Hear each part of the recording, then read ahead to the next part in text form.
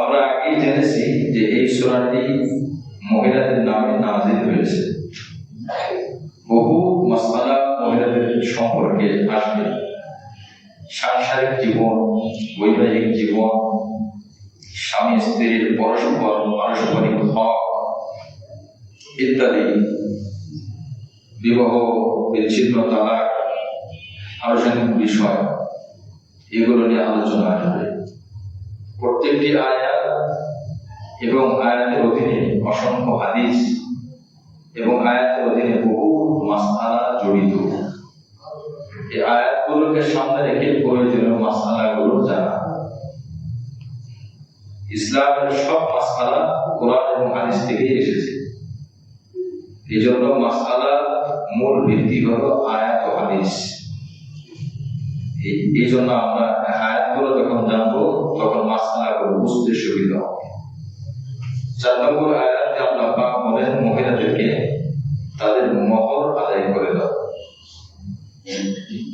আদায় করার পরে ফাইন তিবনা লাকুম ওয়া আতুন নিসা, মহিলাদেরকে দিয়ে দাও, মানে স্ত্রীদেরকে দিয়ে দাও, সাদাকাতিহিন্না নিহলা, তাদের যে মহর ধার্য করা হয়েছে মহর করে দিয়ে দাও। মহর দেওয়া ওয়াজিব, ফরজ, তার হক। হাত পা ধরে মাপ চেয়ে নেওয়া জায়েজ নেই, কৌশলে মাপ চেয়ে নেওয়া জায়েজ নেই। মহর দেওয়ার পর যদি সে কিছু ফিরিয়ে দেয় অথবা যদি পুরোটাই ফিরিয়ে দেয়, সেই ক্ষেত্রে নিতে পারে, ফেরত দিতে পারে। সে ছাড়ে কোনো ধরনের চাপের শিকার না হয়ে যদি খুশি মনে ফিরিয়ে দেয় তো এটা স্বামীর জন্য নেওয়া হালাল। বাকি স্বামীর আগ্রহ থাকতে পারবে না, আমার স্ত্রী মনে হয় ভালো, ফিরিয়ে দেবে, আগ্রহ রাখা যাবে না। যদি ফিরিয়ে দিতে চায় স্বামী সর্বোচ্চ চেষ্টা করবে ফেরত না নেওয়া। যখন পেড়াপিড়ি করে, যখন ইসলাম করে, তখন এটাকে গ্রহণ করা যায়। এই জন্য অনেকে বলে থাকে যে স্ত্রীর মহর ফেরত দিলে স্বামীর জন্য হারাম হয়, স্বামী নেওয়া যায় না। এই মাসালাটা ভুল মাসালা। সরাসরি আয়াতে বলা হয়েছে ফাইন তিবনা লাকুম আন শাইইন মিনহু নাফসান। যদি তারা, এখানে আয়াতের যে সঠিক অর্থ এটা বুঝে আসবে না আমাদের, বাকি মূল উদ্দেশ্য যেটা, তারা যদি খুশি মনের থেকে দিয়ে দেয়, ফেরত দেয়, তোমরা নিতে পারো। ফাকুলুহু হানিআম মারিআ, তোমরা এটাকে ভক্ষণ করতে পারো। এই হলো আয়াত। তাহলে এই আয়াতের শিক্ষা হলো মহর ধার্য করতে হবে। আয়াতের শিক্ষা হলো মহর দিতে হবে। ধরার জন্য ধরা না, বিবাহ আটকানোর জন্য ধরা হলো, ঠিক না। বেশ কিছুদিন আগে মজলিসে একটা ছেলের বিবাহ হবে, ছেলের ইনকাম 10-12,000 টাকা। পরবর্তীতে মহর কত হবে, 7 লাখ টাকা ধরা হবে। তো হুজুর বলতেছে 7 লাখ যে ধরবে, এটা কি দেয়া লাগবে নাকি দেয়া লাগবে না? বলে দেবে না কেন? তাহলে আপনি যে ধরবেন 7 লাখ টাকা, মনে তো হচ্ছে দেওয়া লাগবে না, এটা এমনি ধরা হয়েছে, কারণ তার ইনকাম 10-12,000 টাকা। মহর তো অতিরিক্ত জিনিস, খাবার, পোশাক, থাকার জায়গা বাদ দিয়ে এরপরে মহরের টাকা, এগুলো দিতে তো তার টাকা শেষ হয়ে যাবে, তো তার মহর দিবে কবে? এরপরে মেয়েওয়ালা বলতেছে মেয়ে কি এত সস্তা, মেয়ে কি এত কম দাম? হুজুর বললো যে তাহলে কি মহর দিয়ে মেয়ের সম্মান বোঝা যায়? মহর দিয়ে কি একটা মেয়ের দামি হয়? এই বিশ্বের মধ্যে ফাতেমা রাদিয়াল্লাহু আনহা শ্রেষ্ঠতম কয়েকজন নারী থাকে, কয়েকজন থাকে, তার মধ্যে একজন ফাতেমা রাদিয়াল্লাহু আনহা।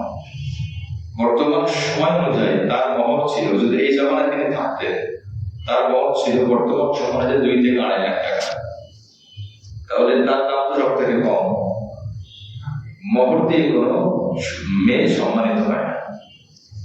হ্যাঁ, তবে এটা তার একটা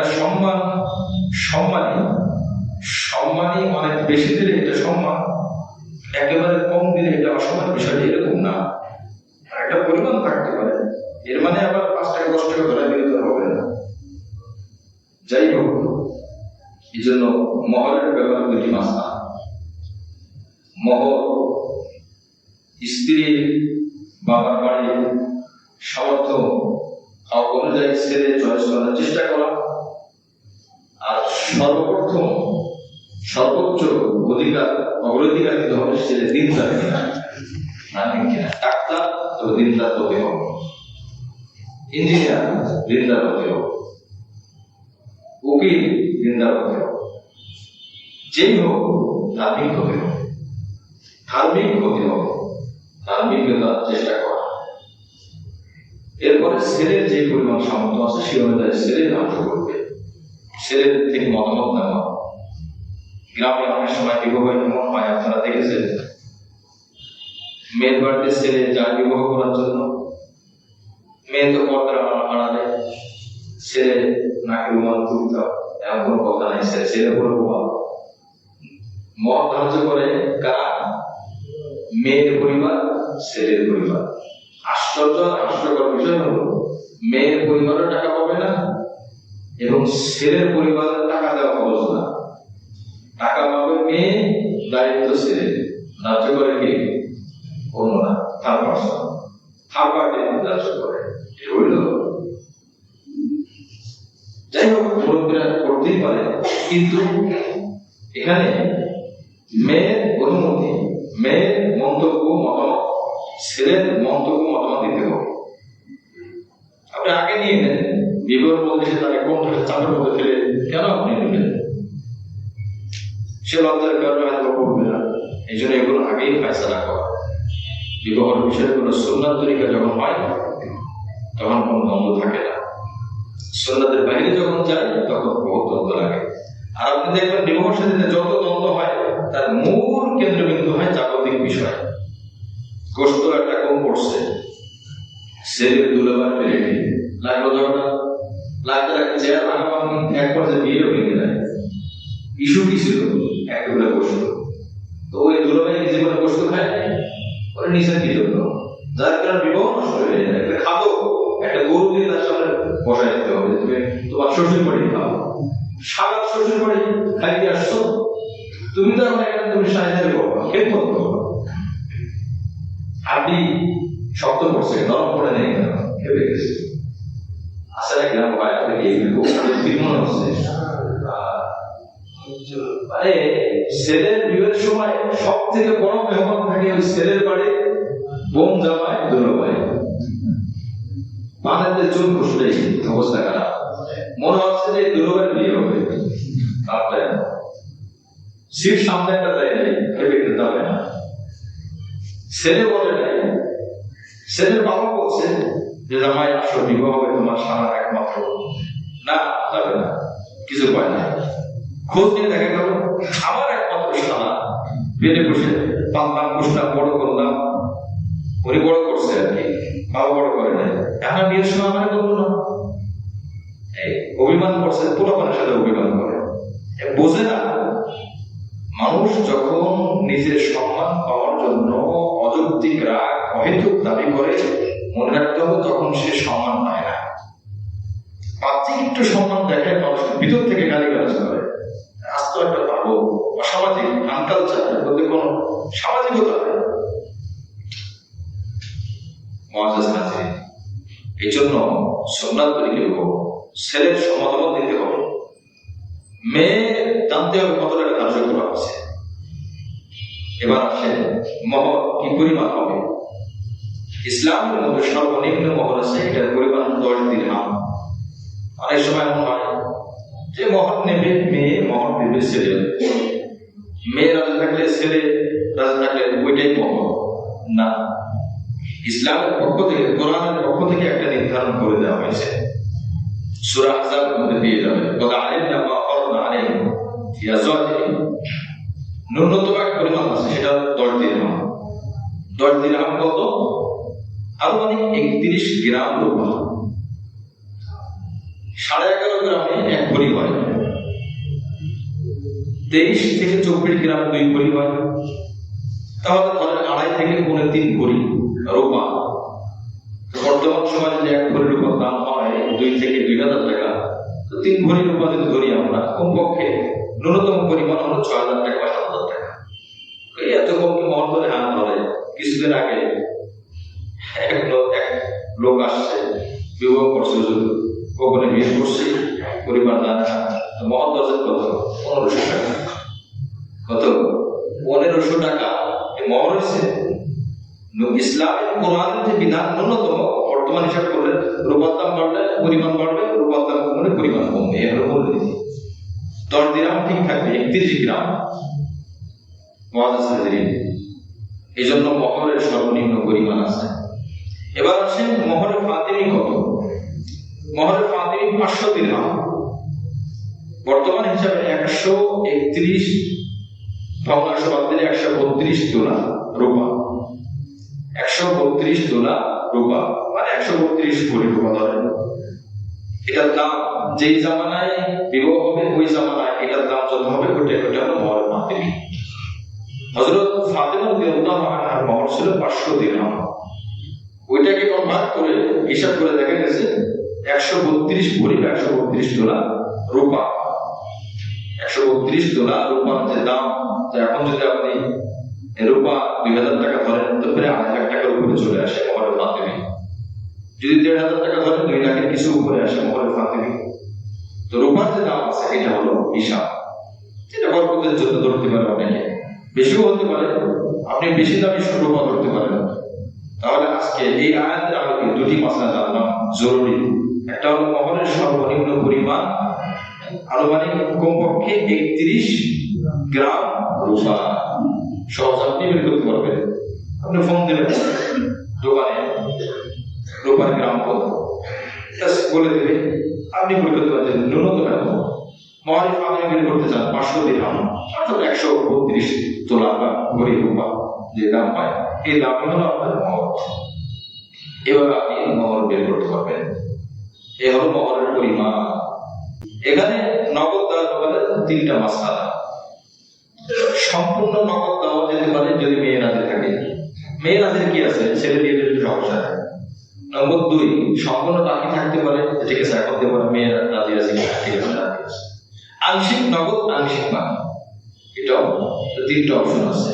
তবে বাকির ক্ষেত্রে অবশ্যই মেয়ের সমর্থন লাগবে, অনুমতি লাগবে। এই হলো মহরের বিষয় হলো।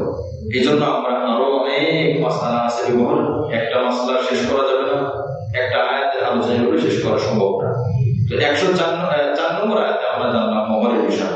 5 নম্বর আয়াত মাসআলাটা গুলো মনে রাখতে হবে যে আয়াত চলতেছে কিন্তু এতিমের সম্পদ শুরু হয়েছে কিন্তু এটা দিয়ে। কোন ব্যক্তি মারা গেলে তার রেখে যাওয়া এতিম বাচ্চা আছে, এই সম্পদ আছে, এখন এই এতিম ছেলে মেয়ে এর সম্পদ কিভাবে ব্যয় করবে? তখন এতিমের দায়িত্ব নিবে কে? নিবে যে চাচা নিতে পারে, মামা নিতে পারে, যে কেউ নিতে পারে।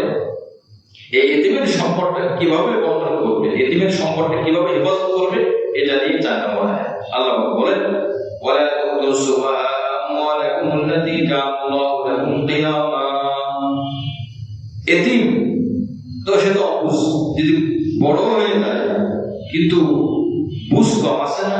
কিছু ছেলে 15 বছর 16 বছর বয়সে মালিক হয় কিন্তু বুঝ কম, বুদ্ধি কম, সরল সোজা, যে কেউ ফুসলিয়ে তার টাকা নিয়ে যেতে পারে। তো এতিমের দায়িত্ব যে লোক গ্রহণ করেছে বালিক হওয়ার সাথে সাথে নিয়ম হলো তাকে দিয়ে দেওয়া, ওই সম্পদটা তাকে দিয়ে দেওয়া, তাকে হস্তান্তর করা। ভাই তোমার মা, তুমি ছোট ছেলে তাই দায়িত্ব গ্রহণ করেছে, এখন তুমি বড় হয়েছ, আমার দায়িত্ব নেই, তোমারটা তুমি বোঝো। কিন্তু না, যদি সে বোকাশোকা হয়, আল্লাহ পাক বলেন বোকাশোকা হলে এই কাজ তোমরা করো না। তোমরা তাদের মালকে তাদের কাছে দিও না যে সম্পদ মানুষের জীবন উপকরণ হয়, যে সম্পদের উপরে মানুষ জীবন চলে, সম্পদ তার হাতে হস্তান্তর করো না, তার কাছে দিও না। বোধহীন, বোকা, বুঝে না, তাহলে কি করবা? আর যেটা প্রয়োজন, খাবারের প্রয়োজন, খাবার কিনে দাও, ওর জুকু খাবার দিয়ে দাও। পোশাকের প্রয়োজন, আল্লাহ পোশাক কিনে দাও। 100 টাকার পোশাক তাকে দিয়ে দেওয়া, তুমি 100 টাকা, 50 টাকার পোশাক তাকে ধরাই দেবে। 20 টাকার খাবার তার থেকে 50 টাকা নিয়ে যাবে, এই জন্য টাকা দেওয়া যাবে না, বুঝবা আমার পর্যন্ত। এবং সুন্দর কথা বলো। সে বলতে পারে আমার টাকা আমাকে দিয়ে দাও, তুমি আবার রাগারাগি করে তার সাথে খারাপ আচরণ করো না, তুমি ভালো কথা বলবা যে তোমার প্রয়োজন আমি পুরো করতেছি, টাকার উদ্দেশ্য প্রয়োজন আমি পুরো করে দেবো। এই জন্য এই আয়াত থেকে একটা বর্তমান জামানার একটা মাসআলা হলো, ছোট যারা আসছে আমরা অনেক সময় ছোটদেরকে ছেলে মেয়েদেরকে টাকা দিয়ে দিই, হাত নষ্ট করে দিই, তাদের হাতে টাকা দিব না, চেষ্টা করবো হাতে না দেওয়ার জন্য। ছেলে মেয়ের বয়স 15-16 বছর হয়ে যায় তারপরে টাকা না দেওয়া। বর্তমান সময় তিনটা জিনিস বিশেষ করে ক্ষতি করে। এক, অসৎ সঙ্গ, মেয়ের অসৎ বান্ধবী, কোন মেয়ের অসৎ বান্ধবী, ওই অসৎ বান্ধবী এই মেয়েটাকে খারাপ বানিয়ে ফেলবে। নম্বর 2, মোবাইল, টাচ মোবাইল, বিশেষ করে যোগাযোগের জন্য মোবাইল দরকার, তো বাটন সেট তো আছে, ক্যামেরা ছাড়া আছে, ক্যামেরা অন করতে পারেন, বাটন যথেষ্ট। যদি প্রয়োজন হয় যৌক্তিক কারণ থাকে, সম্পত্তি, টাকা পয়সা যখন টাকা তার হাতে আসে তখন সে হিসাব করে খরচ করতে পারে না, সে বুদ্ধি তার হয় নাই।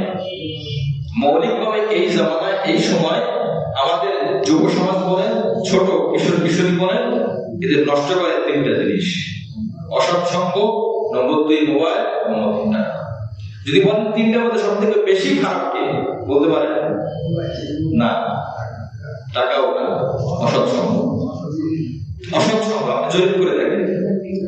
আচ্ছা, দুনিয়াতে আসার পরে কি মোবাইল শিখছে?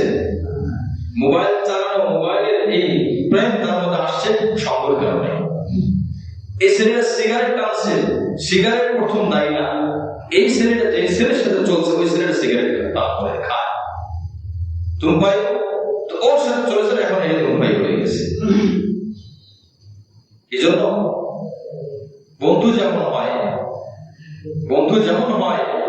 ওই বন্ধু তেমন হবে। আমি যার অনুসরণ করি, আমি যাকে বন্ধু বানাই, ওই বন্ধু যেমন হবে আমি তেমন হবো, স্বাভাবিক।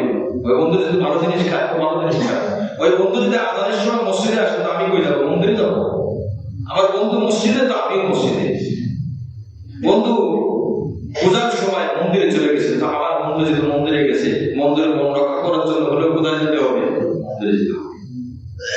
বন্ধু মোবাইল কিনেছে, এখন তারপরে দেখে একটু ভালো লাগে, গেমস খেলে, ওই ভিডিও দেখে, কয়েকদিন পরে বলে তোমার মোবাইল আছে, আমার তো নাই। বলে তোর বাপরে বল মোবাইলকে কথা বলে, মোবাইলকে এসে বলে আমাকে কেন।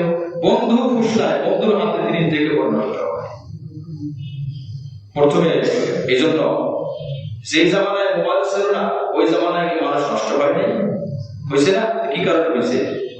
অসৎ সঙ্গের কারণে হয়েছে। তাহলে আপনি 1 নম্বরে মোবাইল দায়ী করতে পারেন না, 1 নম্বরে টাকা দায়ী করতে পারেন না, কারণ টাকা পয়সা আগেও ছিল, একটা সময় ছিল টাকাও ছিল না, গরিব ছিল মানুষ, সেই জামানাতে মানুষ খারাপ হয়েছে কিভাবে? অসৎ সঙ্গের কারণে হয়েছে। এই জন্য সঙ্গ যখন ভালো হয় মোবাইল নিয়ন্ত্রণে চলে আসবে, সঙ্গ যখন খারাপ হয় নিয়ন্ত্রণহীন হয়ে যাবে। সঙ্গ যখন ভালো হবে টাকা পয়সা নিয়ন্ত্রণে চলে আসবে, যখন খারাপ হবে নিয়ন্ত্রণহীন জীবন চলবে। বাইক কিনেছে, বাইক অ্যাক্সিডেন্ট, এটা ভিডিও দেখলাম, 7-8 জন বাইক চালাচ্ছে, গতি লাইভ চলতেছিল, গতি 140। বাংলাদেশের কোন রোড আছে 140 এটা গ্রহণ করবে বাইক নিরাপদ? কিছুদিন সামনে একটা লোড, ট্রাক লোড, পুরা ফুল লোড করা ছিল, ট্রাক পিকআপ, এটা পড়ে গেছে। ব্যাস, কিছু বন্ধু নিয়ন্ত্রণ করতে পারছে, আর কাছে নিয়ন্ত্রণ করতে পারে না। খুব কাছাকাছি যে বাইকটা খুব ক্ষতি হয়েছে, কিন্তু তার বেশি মারাত্মক ক্ষতি হয়নি। ফিরে যে বলতেছে কি, আসলে ট্রাকটার দোষ ছিল, এটা ছিল, সেটা ছিল, ট্রাকটা না করলে হতো না। নিজে যে নিয়ন্ত্রণহীন ভাবে গাড়ি চালাচ্ছে এই মাথার মধ্যে তার নাই। বাইক তো আমরা কত মানুষ চালায়, কই তারা তো। আমার সাথে একজনের সাথে আমি নারায়ণগঞ্জ যখন ছিলাম, এক ভদ্রলোক স্কয়ারে চাকরি করেন, ওষুধ কোম্পানি চাকরি করেন। আমি 7 বছর হোন্ডা চালিয়েছি, আলহামদুলিল্লাহ আমার পাও ভাঙে নাই, আমি মাঝে মাঝে পরে টরে গেছি, কিন্তু আমাদের শিলাও লাগে না, ছুলেও যায় না। 7 বছর চালাইছি। যাই হোক, আমার বলার উদ্দেশ্য হলো, আমার বন্ধু যখন 140-এ গাড়ি উঠাবে, তো বন্ধুর সাথে সম্পর্ক পোষণ করার জন্য আমি কি 70-এ তাকে ধরতে পারবো? আমারটা তো 140 উঠাইতে হবে। এখন আমার গাড়ি 140-এ ওঠে না, 100 সিসির গাড়ি, আমার 140 উঠবে না, লাগায় বাবার ফোন, বাবা আমার গাড়ি, এবার আমার গাড়ি দিতে হবে, তাই না? না 100 সিসি তো হবে না, 150 সিসি লাগবে, না 140 তো উঠবে না। দেখেন বন্ধু কোথায় নিয়ে যায়, এগুলো আমরা ভাবি না। আমরা যেটা দেখি ওটাকে আমরা খারাপ মনে করি, ওটাকে ভালো মনে করি, কিন্তু এর গভীরে এর শিকড়ে জড়িয়ে আছে বিশাল এক সমুদ্র। নারকেল গাছের শিকড় বহু দূর পর্যন্ত চলে যায়, শিকড় যদি না থাকে গাছে কোনো ফল আসবে না। এই জন্য আমার ভাই, এই যে বাচ্চাদের হাতে টাকা না দেওয়া, বাচ্চাদেরকে প্রয়োজনীয় জিনিস কিনে দেওয়া, নিয়ন্ত্রণে থাকবে। যখন টাকা দেবেন, টাকা দিয়ে টাকার নেশা এটাকে দিয়ে শেষ করা যায়। আজকে 10 টাকা দেবেন, আগামী মাস থেকে 12 টাকা দেওয়া লাগবে, পরের মাস থেকে 15 টাকা দিতে হবে, এটা বাস্তবতা। এই জন্য আয়াতের শিক্ষা সূরা নিসা 5 নম্বর আয়াত আমরা দেখবো ভাষায় দিয়ে আল্লাহ পাক বলেছেন, যারা খরচে নিয়ন্ত্রণহীন, নিয়ন্ত্রণ করতে পারে, ব্যালেন্স রাখতে পারে না, আল্লাহ পাক বলেন ওয়ালা তুস সুফাহা আমওয়ালাকুম, বোকা বুঝহীন উল্টা পাল্টা চলবে এমন বাচ্চাদের কাছে সম্পদ দিব না, টাকা পয়সা দিব না। এরপর আল্লাহ পাক বলেন ওয়ারযুকুহুম ফিহা ওয়াকসুহুম, তাদের খাবার কিনে দাও, প্রয়োজনীয় জিনিস কিনে দাও এবং পোশাক কিনে দাও। কলেজে স্কুলে ভর্তি ফি, পরীক্ষার ফি, আরো যত ফি আছে, চেষ্টা করা সরাসরি নিজে গিয়ে দেওয়া বা অন্য কারোর মাধ্যমে তার হাতে না দেওয়া। টাকার টান খুব খারাপ জিনিস। এই জন্য এই আয়াতের শিক্ষা, বাচ্চাদেরকে আমরা নিয়ন্ত্রণ করবো। আল্লাহ পাক আমাদের সকল সন্তানদেরকে নিয়ম শৃঙ্খলা সহিত চলার তৌফিক দান করেন, আমিন। 6 নম্বর আয়াত অবতারুল ইয়াতামা হাত্তা ইযা বালাগুন নিকাহ, যখন তাদের বিবাহ বয়স পৌঁছে যায় তাদেরকে পরীক্ষা করো, এতিমদেরকে পরীক্ষা করো। ফাইদা আনাসতুম মিনহুম রুশদা, যদি তোমরা উপলব্ধি করো যে তাদের বুঝ বুদ্ধি তৈরি হয়েছে, এখন বুঝ আসছে। একটা তো নাবালেগের হাতে দেওয়া যাবে না, বালেগ হলেও যদি বুঝ না থাকে তাও ঠিক না।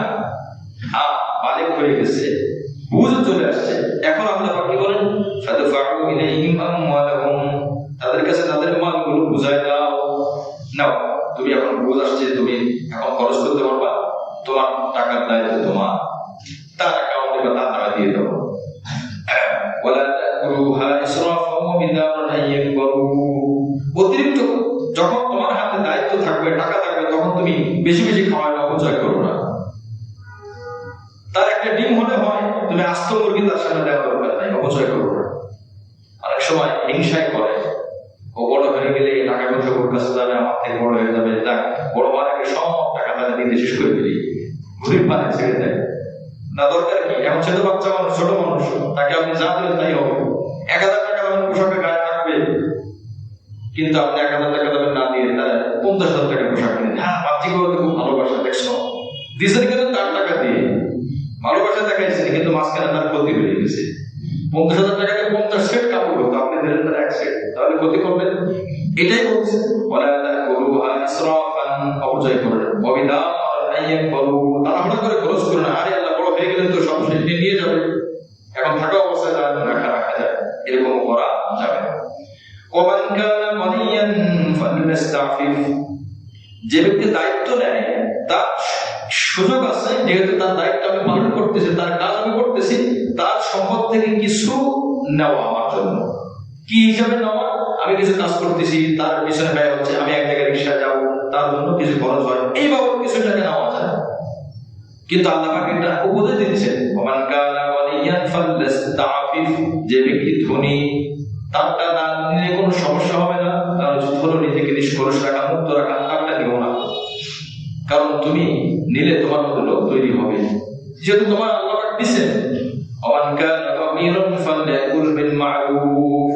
আর যে দায়িত্বশীল ব্যক্তি গরিব থাকে, যদি তারটা তার উপকার করতে গেলে মাঝে মাঝে নিজের পকেট থেকেও টাকা খরচ করতে হয় না, আমার নিজের পকেট থেকে দরকার নাই, তারটাই তুমি নাও।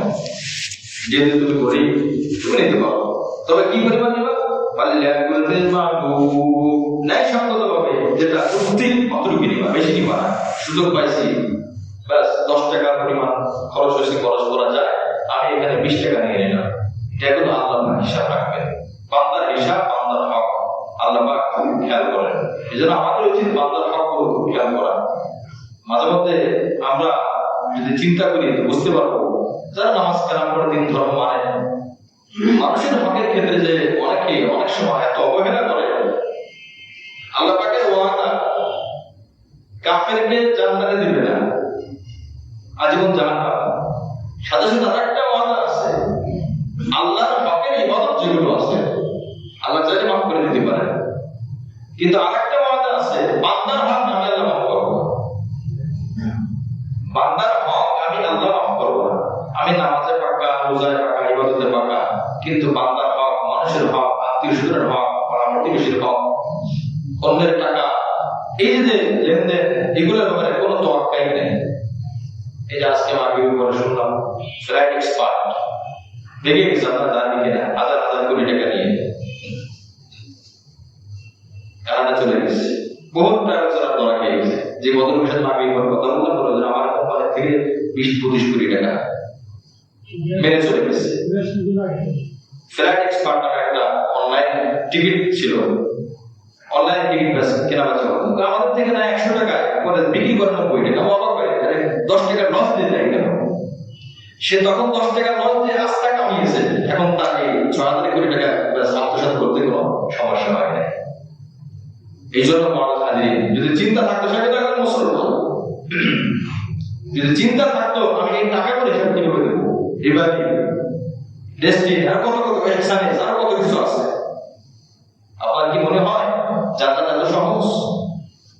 আচ্ছা, আমাদের নবী যখন মানুষের জানাজা করেছেন জিজ্ঞেস করেন আপনি নামাজ পড়ছে কিনা, জিজ্ঞেস করতো না রোজা রাখছে কিনা। নবীজি শুধুমাত্র এক শ্রেণীর মানুষের জানাজা করতে যাইত না, শুধু করতো না, নামাজে ইমামতি করতো না।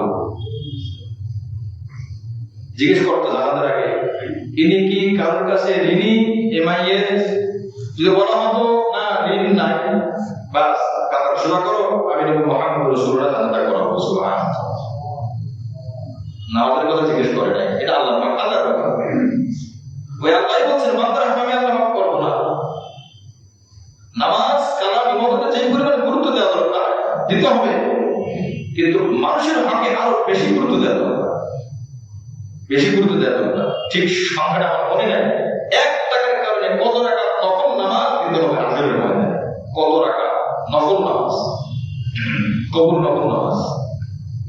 যদি বলা হতো হুজুর ইনি ঋণগ্রস্ত, নবীজি বলতেন তোমরা কাজা সোজা করো, তোমরা নামাজ পড়ো, তোমরা ইমামতি করো, আমি করবো না। যে ব্যক্তি ঋণী হয়ে মারা গেছে তার দায়িত্ব আমি নিতে পারবো না। হুজুর নবীজি জিজ্ঞেস করতেন এর কি কোনো টাকা পয়সা আছে? বলে আছে। ঋণ পরিশোধ হবে? বলে হবে। কে দায়িত্ব নেবে? একজন সাহাবী হাত তুলতেন, আমি দায়িত্ব নিলাম। তখন নবীজি জানাজা করতেন। খেয়াল করেন খুব, এটা মুসলিমের জানাজা নবীজি করতেন। নম্বর 3, ঋণী হয়ে মারা গেছে, সম্পর্ক নাই, তাহলে ঋণ পরিশোধ করবে কিভাবে? এরকম একটা মুহূর্তে আসে, বুখারী শরীফ ঘটনা আসছে, একজনের জানাজার সামনে নবীজি জানাজা করাবে না। কতটা ভয়াবহ অবস্থা! অথচ সে কিন্তু সাহাবী, নবীজির সাহাবী, আমাদের মতো এরকম সাধারণ কেউ না। নবীজি জানাজা করবো না, ঋণী, আবার টাকাও নাই, পরিশোধ হবে কিভাবে? একজন সাহাবী, গালিবান নাম তার কথা, আবু কতাদা গালিবান। আবু কতাদা সম্পদশালী ছিলেন। উনি বলেন হুজুর এর ঋণ পরিশোধের দায়িত্ব আমি আবু কতাদা নিচ্ছি, আপনি জানাজা করাবেন? নবীজি বলেন যদি তুমি দায়িত্ব নাও তার ঋণ পরিশোধ করা, বান্দার হক মাফ হয়ে যাবে, আমি তাহলে জানাজা করাবো। হুজুর আমি দায়িত্ব ছিলাম, মানুষের সামনে সাক্ষী। নবীজি তখন জানাজা করেন। আশ্চর্য বিষয়, পরের দিন আবু কতাদার সাথে আবার দেখা। আবু কতাদা, কালকে যারা জানাজা করাইছে ঋণ পরিশোধ করেছো? আবু কতাদা জি হুজুর ঋণ পরিশোধ করছি। বলে এখন আমার হাত থেকে বোঝা হালকা হলো, টেনশনে ছিলাম। এইবারে আমাদের নবীজি আল্লাহর ইবাদতের ব্যাপারে নবীজি এত ভয় পেতেন না, বান্দার হকের ব্যাপারে নবীজির জামা টেনে ধরছে এক ইহুদির বাচ্চা। টাকা দাও মুহাম্মদ, টাকা দাও, সময় মতো টাকা দাও না। নবী আলাইহিস সালাম বলেন ভাই সময় তো এখনো হয় নাই, সময় তার পরে। বলে না, তোমার বংশের মধ্যে 2 নম্বরই কথা বলা, আহ্বান করার জন্য হযরত ওমর রাদিয়াল্লাহু আনহু আসছে। দেখে ওমরের তো সহ্য হয় নাই, মুখ দিয়ে জামা বলা বলছে আচ্ছা আমাদের ইহুদিকে।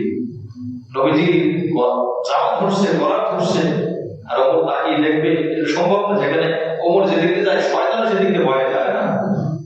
এই হলো নবীজি চুপচাপ শুনলেন। এরপরে ওমরকে বললেন, ওমর তুমি তাকে ধমক দিলা কেন? সে তো পাওনা, তার তো অধিকার আছে আমার কাছে বলা। বলে না হুজুর, আপনাকে শব্দভাবে বলুন, অপমান করবে কেন? তখন নবীজি এই কথা শোনার পরে কি ফায়সালা করলেন? ওমর যাও, তার দিন তুমি পরিশোধ করো। কার পক্ষে গেলেন নবীজি? ওমরের পক্ষে না ইহুদির পক্ষে? ইহুদির পক্ষে মমতা, ন্যায়ের পক্ষে, ন্যায় শিখালেন ওমরকে। ওমর যে দিন দেয় তার বহুত কিছু বলা, মানে সাহিল মালিক কওল মাকাল। ওমর রাদিয়াল্লাহু আনহু পরিশোধ করলেন। বলে আরো কিছু বেশি দিয়ে দাও। হাদিসের ঘটনা। বলে কেন কিছু বেশি দেবো? কেন? বলে তুমি যে তাকে বকাঝকা করছো, তাকে কষ্ট দিছো, এই জন্য আরো কিছু বেশি দিয়ে দাও। সুবহানাল্লাহ। কেমন শাসন করছে দেখছেন? কিসের হক? বান্দার হক। এই জন্য মানে আশ্চর্য, আল্লাহ মাফ করুন, আল্লাহ অবশ্যই মাফ করে নেওয়া যায়, আল্লাহর ক্ষমতা আছে। দেখি বাকি একেবারে না বলে উপায় নেই যে পরিমাণ মানুষের হক আমাদের মধ্যে জড়িত, কিভাবে মাফ করে বলেন? এমন বললে যে আল্লাহ সব মাফ করে দেবে। আল্লাহ তো মাফ করবে, আল্লাহ বান্দাটা তো আল্লাহ বলছেন আমি মাফ করবো না, তো আমি কিভাবে বলতে পারি? সম্পর্কের হক, দায়িত্ব কর্তব্যের হক, অর্থের হক, সম্পদের হক, কি পরিমাণ হক আমরা আজকে ফজরের পর শান্তিবাগে রাত্রে ছিলাম এক ইমাম সাহেবের কাছে গত 2 দিন আগে। বড় অ্যাপার্টমেন্ট, বাংলাদেশ ব্যাংকের অনেক কর্মজীবী চাকরিজীবী ওখানে বিল্ডিং তৈরি করেছেন, প্রায় 2-2.5 ফ্ল্যাট হবে। তো মাস্টার জিজ্ঞেস করছে ইমাম সাহেবের কাছে, আমার বোন আছে, আমার দাদি আছে, মাস্টাররা কি হবে আমি বুঝতেছি না, আমার বোনকে আমি মানাইতে পারতেছি না। তো ইমাম সাহেব বলতেছেন যে আসলে এই বিষয়টা আমি যেমন একটা আমার একজন পরিচিত হুজুর আছে, তো আমাকে ফজরের নামাজের পর ফোন দিয়ে শান্তিবাগ গেছি, ফজরের পর ফজরের সাথে আধা ঘন্টার কথা বললাম, মাসলা করে দেখলাম, শুনলাম, জানলাম, তার থেকে বড় তাকে বুঝাই দিলাম সূরা এই নিসার মধ্যে সামনে আসতেছে 11 এবং 12 নম্বর আয়াত, কিভাবে কি কতটুকু পাবে, কে কতটুকু পাবে, খুব সতর্ক থাকা। তার থেকে অস্থির হয়েছে, আমি অস্থির হয়ে আছে, আমার বোনকে আমি বুঝা দিতে চাই, সে দেয় না, একটা কলম পর্যন্ত আমি রাখতে রাজি না, এভাবে সে বলতেছে। কারণ বান্দার হকের ব্যাপারে হচ্ছে আমি বেশ কিছু কথা শুনছি, আমার খুব ভয় লাগে। এই জন্য আমার ভাই, আমরা ইবাদতে যেভাবে আল্লাহর কাছে ভয় করবো, আমরা বান্দার হকে তার থেকে বেশি সতর্ক হবো। কারণ আল্লাহটা আল্লাহকে মাফ করে দিন, সে কথা কোরআনে আসছে। আর বান্দারটা নবীজি কেন আল্লাহ মাফ করবে না? আল্লাহ নিজে মাফ করবে না, বান্দার মাফ করবে। আর ওখানে বান্দা মাফ করবে, সে আশাকে আমি করতে পারি? দুনিয়াতে সব থেকে বেশি আপন হয় বাবা মা, সে বাবা মা সন্তানকে দেখে পালন করে। আরে বাবা মা আমাকে দেখে পালন ছিল, তুমি আমাকে বাঁচাও বলে জীবনে যে বিয়েই করবে, তা বাবা মা এটা হবে অস্বীকার করবে। সন্তান বাবা মা থেকে পালাবে। এই আমার সন্তান দেখা যায় কোন দাও বলে, কে তুমি? কে? আমি তোমার বাবা। আরে দুনিয়াতে আমার বাবা ছিল না কেন? এত বিভীষিকাময় অবস্থা হবে, সবকিছু ভুলে যাবে। নবী আলাইহিস সালাম বলেছেন সর্বলোক অবস্থা করবে। আয়েশা সিদ্দিকা রাদিয়াল্লাহু আনহা বলেন, আপনি চিন্তা করেন, কল্পনা করেন, হুজুর মানুষের মহিলাদের মাথা থেকে একটা কাপড় পরে গেলে পর্দাশীরা কি পরিমাণ লজ্জা পায়। এত লাখ লাখ কোটি কোটি মানুষের মধ্যে সব মানুষ কলঙ্ক অবস্থা করবে, মানুষের লজ্জা লাগবে না? নবীজি বলেন, আয়েশা এত ভয়ানক অবস্থা হবে, মানুষ নিচের দিকে তাকানোর কোনো সুযোগ পাবে না। পাশে কি চলতেছে, কলঙ্ক না, বস্ত্রহীন না, বস্ত্র অবস্থায় কেউ কাউকে দেখতে পারবে না, বুঝবে না, শুধু উপরের দিকে তাকায় থাকবে। মিজানের ভয়, আল্লাহর ভয়, আসরের ময়দানের ভয়, ভয়ের কারণে তার শরীরে কাপড় আছে কিনা সে নিজেও জানবে না, বুঝে পাবে না। কি অবস্থা আছে? আগুন লাগছে, শরীরে কাপড় আছে কিনা এটা হিসাব করার সময় আছে এখন জানবা চাইতে হবে। স্কুলে দেখেন কত বাচ্চারা বড়, এই মেয়ে বাচ্চারা, ছেলে বাচ্চারা তো লজ্জায় মানুষের সামনে সুলভ অবস্থা বের হচ্ছে কই। এই জন্য নবীজি বলছে এত ভয়ানক অবস্থা হবে, আয়েশা তুমি কল্পনা করতে পারবে না দুনিয়াতে। এই জন্য আমার ভাই হাসরের ময়দানে বড় ভয় হবে। এই জন্য আমরা চেষ্টা করবো বান্দার হক, দরকার হলে 2 পয়সা বেশি দিব, 2 টাকা বেশি দিব, একটা বকা বেশি শুনলাম, সমস্যা নাই। এই লস না, এই লাভ না, দুনিয়ার লস না, দুনিয়ার লাভ না। পরকালের নাম আসল না, পরকালের লস আসল লস। কেউ দুনিয়াতে লাভবান হলো, পরকালে ক্ষতিগ্রস্ত হলো, সে আসল ক্ষতিগ্রস্ত হলো। কেউ দুনিয়াতে লসে পড়লো, পরকালে জিতে গেল, তো সে আসলেই জিতে গেল। এই জন্য বাহ্যিক আমরা লাভ পরিশোধ দেখবো না, মালিকি ইয়াউমিদ্দিন সেখানে মূল হিসাব হবে। এই জন্য আমরা এই যে আমার সবচেয়ে বড় বুজুর্গ যদি বলা হয় কে বেশি বড় বুজুর্গ, আমরা অনেক সময় বলি যে বেশি তাহাজ্জুদ পড়ে, বেশি নফল পড়ে। না না, বড় বুজুর্গ হলো যার লেনদেন ভালো, মানুষের হকে সে যত্নবান, সে খুবই খেয়াল করে, সে ব্যক্তি বড় বুজুর্গ। এই জন্য নবীজি বলছেন, একজন এসে প্রশংসা করতেছে অনেক ভালো এটা সেটা, নবীজি বলছেন অনেক ভালো, তার পড়োশি তুমি বলে না পড়োশি না, তো পড়োশি না বুঝবে কেমন সে ভালো কিনা? নবীজি কিন্তু বলে না সে কি তাহাজ্জুদ পড়ে, ভালো বলার কথা তাহাজ্জুদ পড়ে কিনা এটা কিন্তু নবীজি জিজ্ঞেস করেন। নবী বলছেন যে সে তোমার পড়োশি বলে না। এরপরে নবীজি বলছেন তুমি কি তার সাথে সফর করছো, বলে না। সফরের মানুষ চেনা যায়, ধৈর্য কেমন। অনেক সময় দেখেন হজে গেলে বহুত ধৈর্য লাগে, বহুত ধৈর্য লাগে। অন্য দেশ, অন্যের ক্ষমতায় চলে। এই দেশের ট্রাভেলসের মালিক যারা আছে, যত এই দেশে ক্ষমতাগিরি দেখে, ওইখানে যাওয়ার পরে ক্ষমতা চলবে। একজন কনস্টেবলের কাছে কিছু করতে পারবে, একজন সাধারণ নাগরিকের কাছে দুর্বল।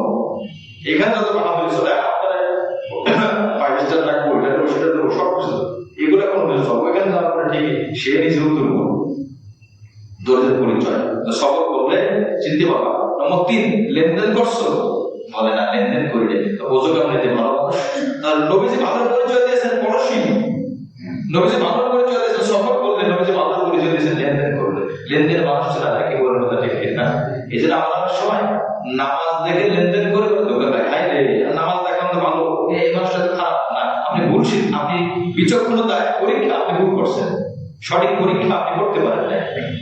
8 এর পরীক্ষা, 8 এর সালের পরীক্ষা আপনি 2 এর পরীক্ষা দিয়েছেন, 2 এর প্রশ্ন দিয়েছেন, বুঝবেন কেমন যে সে পড়ালেখা করছে কি করে না? যাচাই বাছাই ত্রুটি আছে। এই জন্য আল্লাহ পাক বলেন বান্দার হকে খুব যত্নবান হতে হবে, খুব খেয়াল করবো। ভাই আমরা এখানে যারা তাফসীর বসে, আমার খুব বিনীত অনুরোধ থাকবে, নিজে আগে বাঁচতে হবে। নিজে বাঁচার জন্য নিজে অন্তত চেষ্টা করি, অন্যের হক এক পয়সা হবে না। এরপর আল্লাহ পাক বলেন ফাইদা দাফাতুম ইলাইহিম, দেখেন এই যে হকের কথা। এখন সেই বাচ্চারা বড় হয়ে গেছে, বুঝমান হয়েছে, পরীক্ষা করছি, দেখা গেছে না এখন সে টাকা পয়সা ঠিকভাবে ব্যয় করতে পারবে। আল্লাহ এখন বলেন ফাইদা দাফাতুম ইলাইহিম আমওয়ালাহুম ফাশহিদু আলাইহিম, যখন তাদের হাতে টাকা পয়সা বুঝাই দিবা, ফাশহিদু আলাইহিম, তখন তোমরা সাক্ষী রাখবা। আপনি কবরে কবরে দিয়ে দিয়েছেন সব টাকা, মানুষ জানে না, সাক্ষী নাই। কয়েকদিন পরে ওই বাচ্চাকে সাইডের লোক খুশলে বলে তোমার টাকা দেয় নাই, আবার দাবি করে আমার কাছে বাবা। তখন আপনি পড়লেন বিপদে, পড়লেন সমালোচনার তোপে। দরকার কি সমালোচনা? লেনদেন লেনদেনের মতো হতে হবে। নামাজ পড়ার জন্য মানুষের সাক্ষী লাগে না, রোজার জন্য মানুষের সাক্ষী লাগে না, যাকাত দেওয়ার জন্য মানুষের সাক্ষী লাগে না, হজের জন্য মানুষের সাক্ষী লাগে না, কোরআন তেলাওয়াতের জন্য মানুষের সাক্ষী লাগে না, কারণ এটার হক কে? আল্লাহ। বাস আল্লাহ নিজে লিখতে। কিন্তু নিয়ম হলো জাগতিক লেনদেনের জন্য সাক্ষী প্রয়োজন। বিবাহ জাগতিক বিষয়, সামাজিক জীবন, এজন্য সাক্ষী। 2 জন সাক্ষী যদি বিবাহ না হয় বিয়ে হবে? বাইতুল মুকাররমের প্রতিষ্ঠা করতে বিয়ে পড়ানো হয়, হবে? হবে না। বা একটা কাবা শরীফের ইমাম সাহেব না হবে না। কোন ইমাম সাহেব নাই, 2 জন সাক্ষী আছে, বাস স্বামী স্ত্রী আছে, বা স্বামীর পক্ষ থেকে, স্বামী যদি ছেলে যদি বাইরে থাকে তার পক্ষ থেকে উকিল আছে, মেয়ের ভিতরে আছে মেয়ের পক্ষ থেকে অভিভাবক আছে, বাস বিয়ে হয়ে যাবে সহজে। কিন্তু সাক্ষী লাগবে, লেনদেন। এই জন্য আল্লাহ পাক বলেন যখন তুমি তার টাকা বুঝাই দিবা, কি দিবা? রাখবা, সাক্ষী রাখবা। ফাশহিদু আলাইহিম ওয়া কাফা বিল্লাহি হাসিবা, আল্লাহই যথেষ্ট সবকিছুর ক্ষেত্রে, সর্বোচ্চ সবকিছু আল্লাহ যথেষ্ট। এখন অনেক সময় বিবাহ সাথে হয় আসমান জমিনকে সাক্ষী দিতে হয়, শুনছেন কিনা? আসমান সাক্ষী, জমিন সাক্ষী, চাঁদ সাক্ষী, সূর্য সাক্ষী, নক্ষত্র সাক্ষী, গাছ সাক্ষী। বাস্তবতা যখন বিবাহ আপনি আদালতে যাবে, এই একটাও কিন্তু ওই আদালতে উঠবে না।